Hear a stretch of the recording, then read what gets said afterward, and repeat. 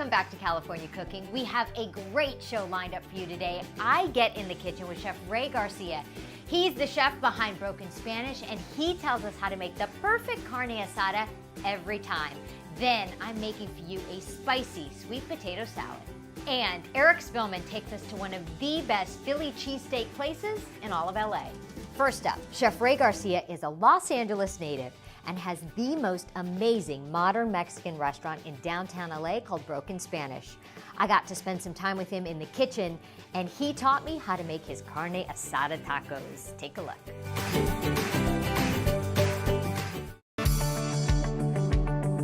Chef Ray Garcia of Broken Spanish. How are you? Good, good. How are you doing? I'm good, I'm good. So this restaurant has gotten all kinds of acclaim. Is that ever a surprise to you as a chef that your restaurant connects with people? You know, that was one of the goals, and it's great to see that come to light. I mean, when we started about 4 years ago, you know, first thing I think was, okay, make good food, get people coming in, you know. But after we started serving them, seeing that what we were doing was connecting with them was probably the biggest accomplishment for me and my team. The name Broken Spanish, what's behind that? So Broken Spanish is sort of a reflection of, you know, not only my own, you know, background and personality as a third generation Angelino and Mexican American, but it's sort of our approach to food. It's, you know, Mexican food as seen through an Angelino lens, and I think we're leaving ourselves a little bit of wiggle room for ingredients and techniques to make their way in there. Because I had read something that you had said it's authentically inauthentic. Right. So that way no one can call you on it like, hey, this isn't exactly how I had it in Mexico. Exactly, and you know, especially when you're talking about Mexican food in LA, you know, it's sort of like saying you're gonna do barbecue in Texas or in the South, and there's a lot of connection to, you know, that food in the area, and we're sort of just saying, okay, well hold on, we know what we're gonna do. Might surprise you a little bit, but bear with us because it's gonna be tasty. What part of Mexico is your family from? So central Mexico.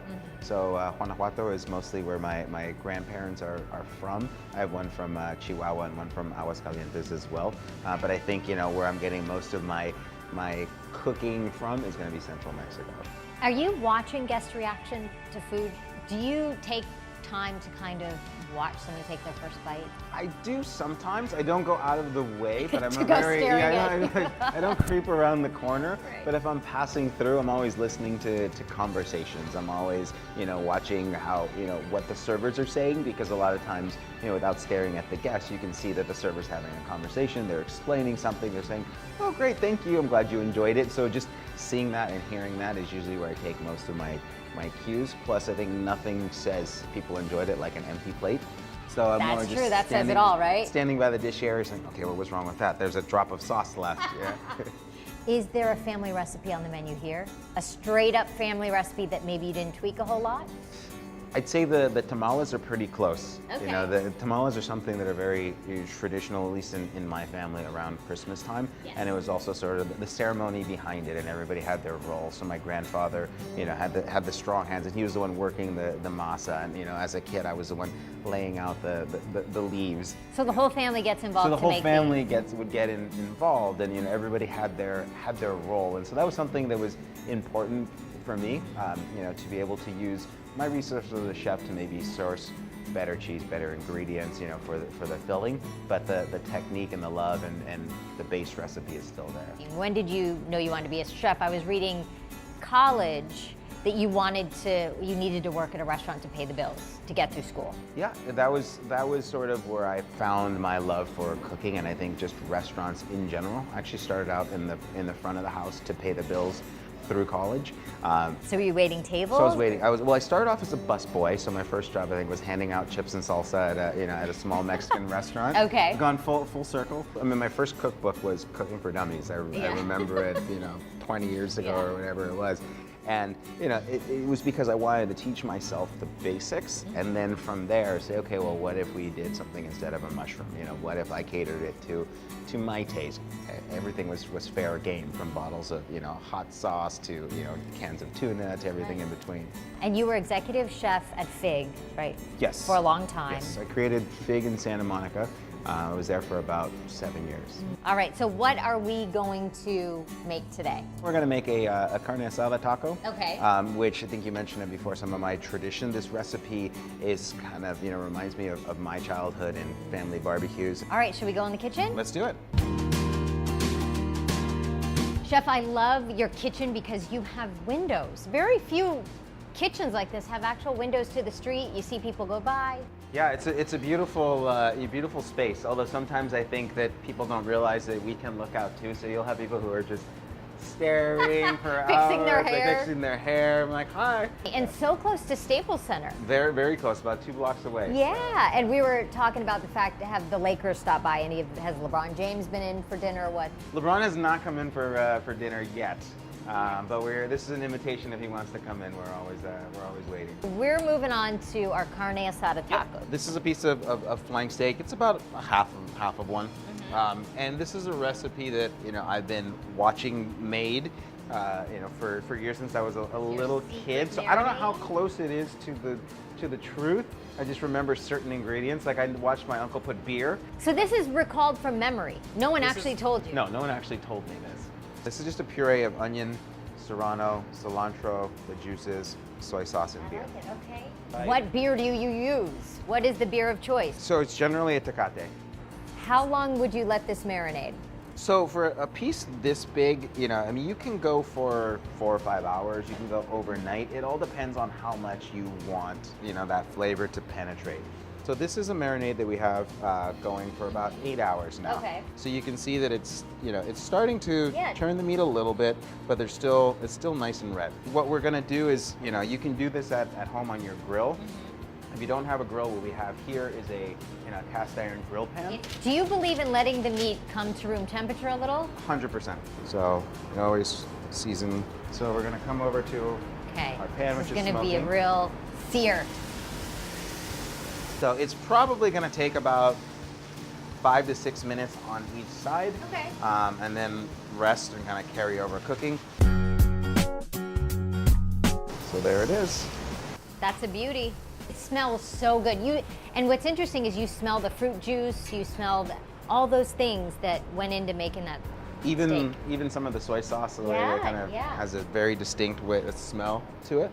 So we have some of our tortillas here. Oh, look at blue. So these are all organic land-raised corn tortillas How from beautiful. Oaxaca. We press them in-house here. Those are gorgeous. I'm going to give you an opportunity, I guess, to maybe mix it up a little bit here. Okay. We have a couple different salsas, so we're going to take this piece. Okay. So here's some nice slices. Perfect. And I'll cut them up a little bit because sometimes, with the taco, you like having the little bites. There's no wrong There's no choices. wrong way. No. Okay. And you have good taco eating technique. You brought your head to the taco, which is great. It wasn't your first taco. I'm very impressed. So good. So many flavors. And it's all the things you want in a taco. It's cool from the guacamole. It's spicy from the salsa. And the meat is just tender and delicious. Well done, Chef. Thank you very much. That is really good. Chef Garcia is such a delight. We had so much fun in the kitchen, and his carne asada is so good. Plus, all those tips he gave for grilling steak this summer, love it. But we're not done with Chef Garcia. If you want to know how he makes his queso fundido, go to KTLA.com. Coming up, where can you go in LA to get an authentic Philly cheesesteak sandwich? Eric Spillman takes us to one of the best Philly cheesesteak places in all of LA. Then, does Levi like it? I'm making him a carrot cake waffle, but does he like it? But first, a little change up to your classic potato salad. I'm making a spicy sweet potato salad that is oh so good.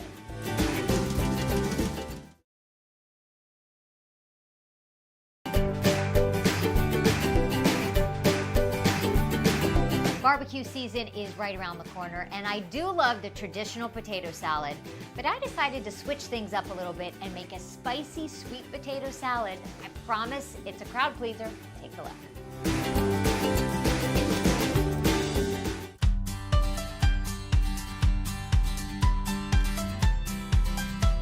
Any potato dish is a winner in my book, and I'm always trying to think of new ideas and different ways to serve up potatoes. And they say sweet potato is king, that it is the best option when it comes to potatoes. I love your basic white potato, but I'm gonna find a way to eat more sweet potatoes. So I'm gonna try to whip up a potato salad. It's getting into the warmer months. Potato salad's always at your barbecue or your picnics. So this potato salad would be warm, and it would have a spicy chipotle mayo dressing and maybe a little bacon. So let's see how this goes. I'm gonna peel my sweet potatoes, and then I'm gonna cut them into bite-sized pieces and saute them in the pan back here. I'm not gonna boil them like you would boil potato for potato salad, but I'm gonna saute them in bacon grease. Just a little bit of bacon grease. I have 3 pieces of bacon cooking there in the back. I love potato salad, the regular old-fashioned with the mustard and mayo and sometimes hard-boiled egg. But this, I think, is a nice spin on that, and it'll be really colorful. I'm also gonna cut up some pepper. This pepper is not spicy. It's an Anaheim pepper, or a Cubano you could use. It's not at all spicy. It really tastes a lot like a green pepper. So I'm gonna cut up strips of this to go in our potato salad. I also have a little bit of shallot here.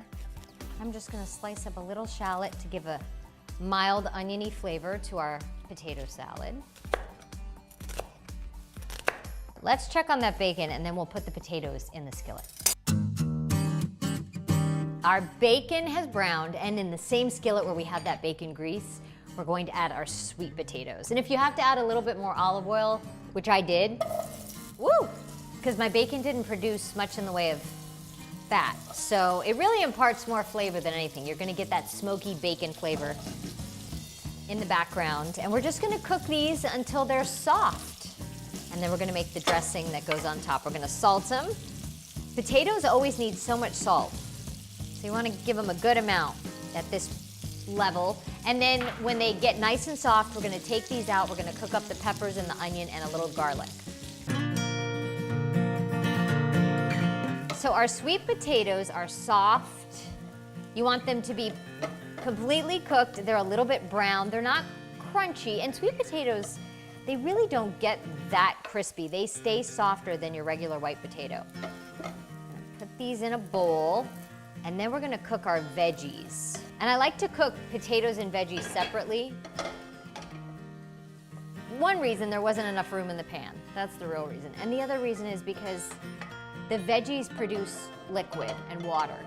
And so I just don't like cooking that with the potato, because then the potato doesn't get brown. So a little more olive oil.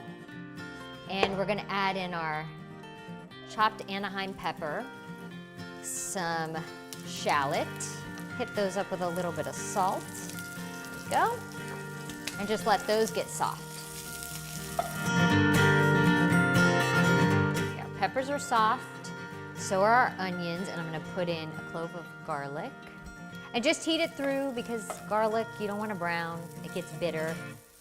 And this will give it some nice flavor. You just want to cook it until you smell it, and then cut the heat. We'll turn that off, and we'll add that to our sweet potatoes. Now we'll go make the dressing for the potatoes.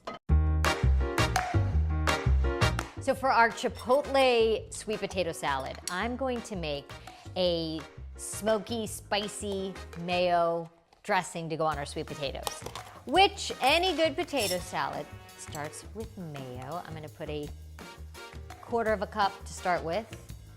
Then to that, I'm gonna add a little bit of Greek yogurt, because I like the tang of Greek yogurt and the creaminess.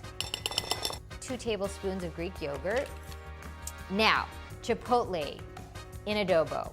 Chipotles are dried, smoked jalapenos, so they're spicy. And then they're in this smoky sauce, and it makes everything kind of a beautiful pink, and it is, the flavor of chipotle in adobo is something you really can't explain until you taste it. And I get it in a jar, it could come in a can, but the jar like this is great because you keep it in the fridge and you just use it when you need it. Start slow, add a little bit, see how you feel about it.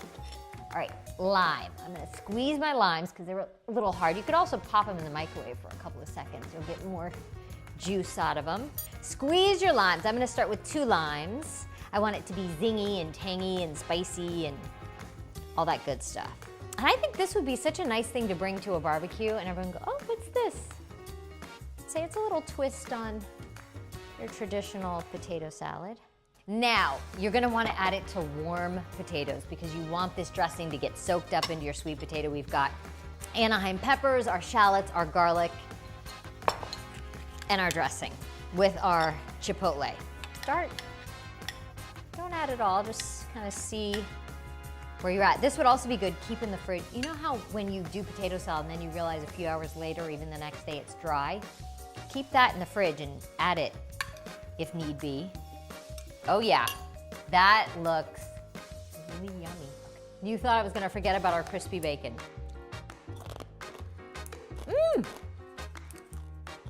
Now, obviously if you wanna keep it vegetarian, do not do the bacon, but we've got it, so I'm gonna add a little bit of that bacon.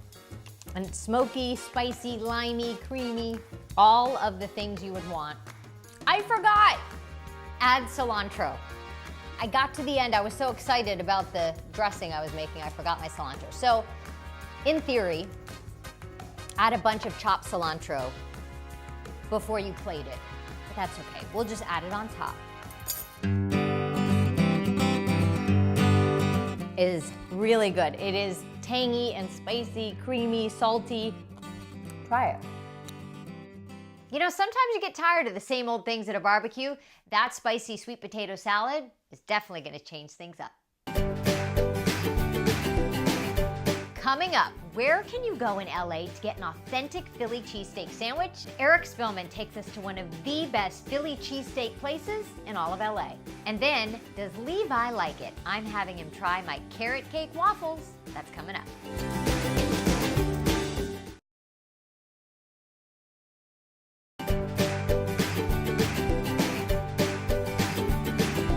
Eric Spillman's wife is from Philly, so he knows a thing or two about Philly cheesesteaks. In Philly, it's all about Pat's or Geno's, but in LA, apparently it's all about Boos. Eric takes us there.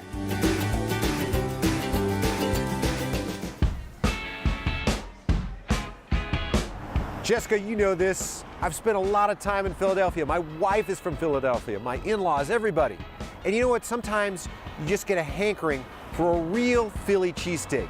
One of the best places to go is this place right here, Boos Philly Cheesesteaks and Hoagies. They say it's the realest cheesesteaks you can get in Southern California.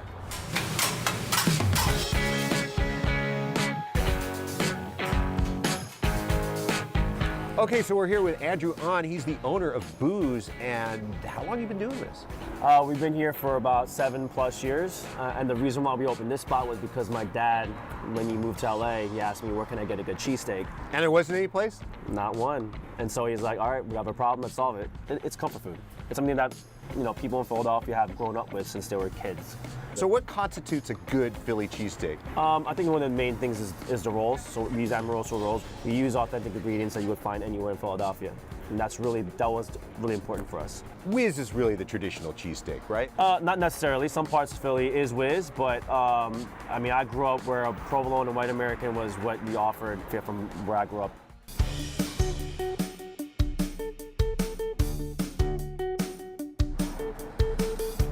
All right. Yeah. This is what they call the low-calorie plate. Awesome. We're all about full calorie action here. So I'm like a cheesesteak connoisseur because I've spent so much time there. Look at this. This is whiz, right? Yeah, so whiz with mushrooms, peppers, and onions. It would be bad to like use a fork with this. Because that What are you gonna do? No, come on. You don't use a fork with a You want to just cheesesteak. get down and No, grimy come with on. it. Yeah, Come on. just go at it. I mean, here we go. Oh, there it goes. That's outstanding. All right. They're really cool. It's fantastic. I mean, you can really taste the cheese. You can taste the onions. You can taste the meat. It's excellent. Now let's talk about this. This is Steak fries. So we just throw a steak and cheese whiz on your fries, and that's a meal in itself. So we got that, and you can always add like different, like people will add like mushrooms and peppers and onions on that as well. all right. slightly lower calorie offering that you have here? Oh, so this is the Logan, the off the menu item. It's that chicken cheesesteak with mayo and mustard with American cheese, and it has crushed pepper flakes. This is going to be a little spicy. So it's not a Philly thing, it's just a Boos thing. That is really spicy though. Woo! Outstanding. My mouth is on fire, but really good. Yeah. All right, well, I think you've sort of brought me to Philly. Yeah. And still be in Silver Lake, I think we're there.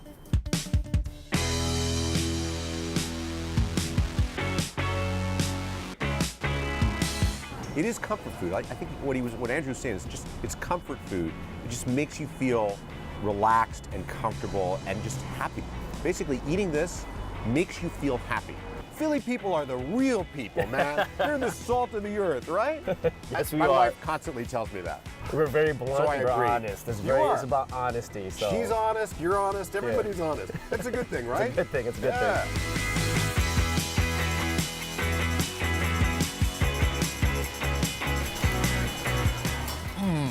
I'm gonna need a nap now for sure.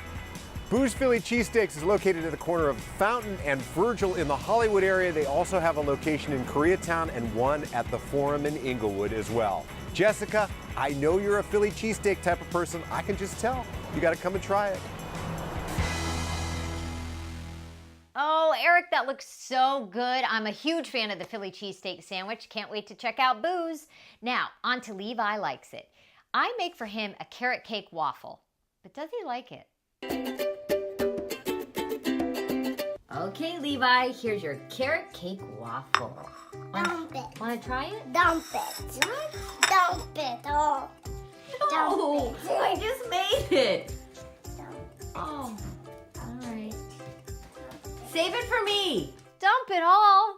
That breaks your mother's heart. I'm telling you, these carrot cake waffles are delicious. If you want the recipe to those carrot cake waffles, go to ktla.com. That's it for us. For more of my conversation with Chef Ray Garcia and how he went from being a lawyer to wanting to be a chef, and what he thinks about the restaurant scene in LA and how it's changing, check out my California Cooking Podcast. Thanks for being with us. We'll see you next time.